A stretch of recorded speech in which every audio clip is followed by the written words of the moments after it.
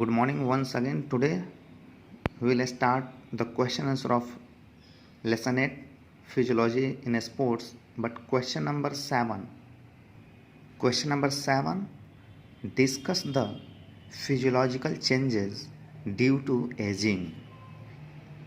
यानी एज आपकी जैसे बढ़ती है तो उसमें कौन से फिजियोलॉजिकल चेंजेज आते हैं. Answer, the physiological functions reach there peak performance between the age of 20 to 30 years.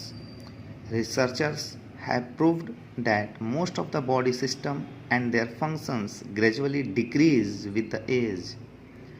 The decay in physical performance increases with advancing age, depending upon heredity, less physical activity, disease, health problems, overstress, tension, unhygienic environment, etc. It means जो हमारी physical fitness होती है वो अपने peak पर 20 to 30 years के बीच होती है, लेकिन जो हमारी बॉडी फंक्शंस हैं वो जैसे जैसे एज फिर उसके बाद बढ़ती है वो फिटनेस लेवल हमारी डिक्रीज होते जाती है, जिसका रीजन्स कई चीज़ों पर है. जैसे आपका हेरिडिटी, कम एक्टिविटीज़ करना, एक्सरसाइज करना, आपके पास डिजीज हो, हेल्थ प्रॉब्लम्स हो आपको ग्रसित करते, स्ट्रेस तनाव लेना शुरू कर देते हैं, हाइजीनिक इन्वायरमेंट अच्छा इन्वायरमेंट ना मिलता हो. The physiological changes due to ageing are, वह कौन से एलिमेंट्स हैं जो चेंज होते हैं. तो आपका मसल साइज डिक्रीज हो जाते हैं, कम होने लगते हैं. मसल स्ट्रेंथ जो मसल्स की स्ट्रेंथ है, पावर है, वो डिक्रीज होने लगते हैं, कम होने लगते हैं.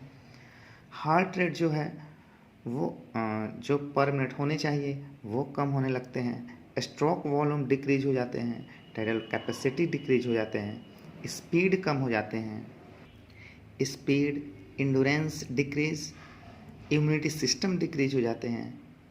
और कौन सब चीज़ हैं वो जो इंक्रीज होते हैं, फैटिग बढ़ने लगते हैं, टायर्डनेस इंक्रीज करने लगते हैं, health problems increase, body fat increase.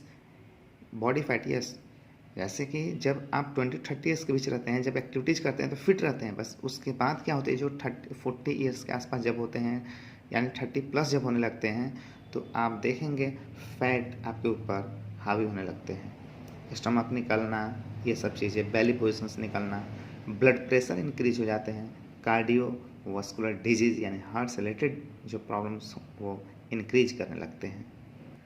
Now question number 8. Question number 8, define physiology. Physiology is the study of human body functions in which we study various living organs and their effects.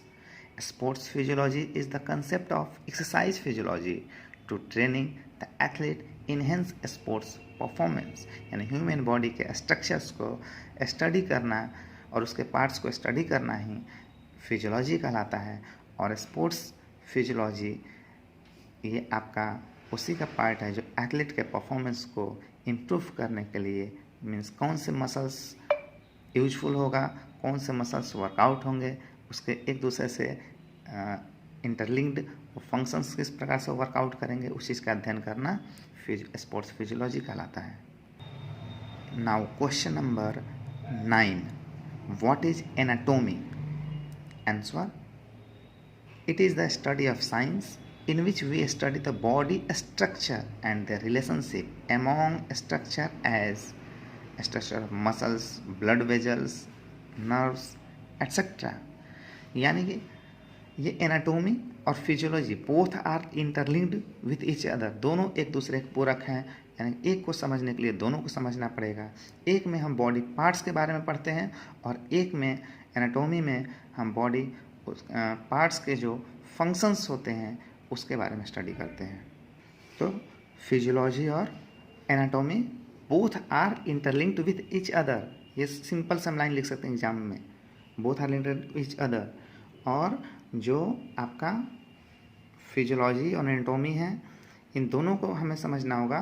Physiology में हम body के parts और उसके effects को पढ़ेंगे और इसमें उसके स्ट्रक्चर्स जो होते हैं उसके बारे में, उसके क्या रिलेशंस हैं उनके बारे में हम लोग स्टडी करते हैं. Question number 10. What is vital capacity?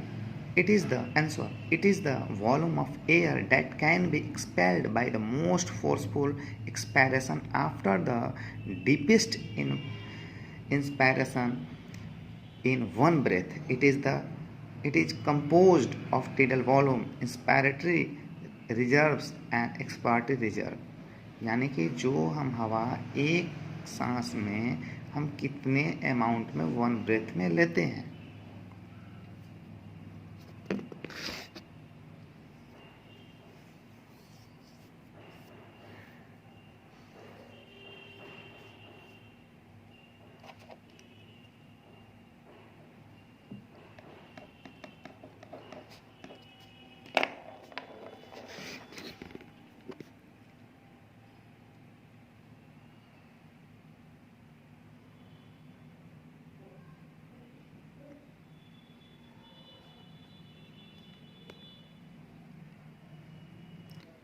Question number 11. What is tidal volume?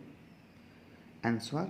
It is the volume of air moved during inspiration or expiration phase of each breath, which is about 5 ml of air per breath, and in trained athletes it is 600 to 700 ml per breath. यानी हम कितने मात्रा में जो oxygen लेते हैं each breath में, उसके अमाउंट को हम लोग tidal वॉल्यूम बोलते हैं. Question number 12. What is cardiac output? Answer. Cardiac output is the amount of blood pumped in 1 minute by either the left or right ventricle of the heart. Its range from 14 to 20 liters per minute, and in a trained person 25 to 30 liters per minute. यानी कि हमारे जो blood जो pumping करते हैं वह पर minute कितने तेजी से फ्लो करते हैं. Cardiac output equal two stroke volume into heart rate. Now question number 13. What is stroke volume? It is the amount of blood pumped by the left or right ventricle of the heart per beat. Stroke volume for untrained athlete is about 55 to 75 ml, whereas an trained athlete is 80 to 90 ml.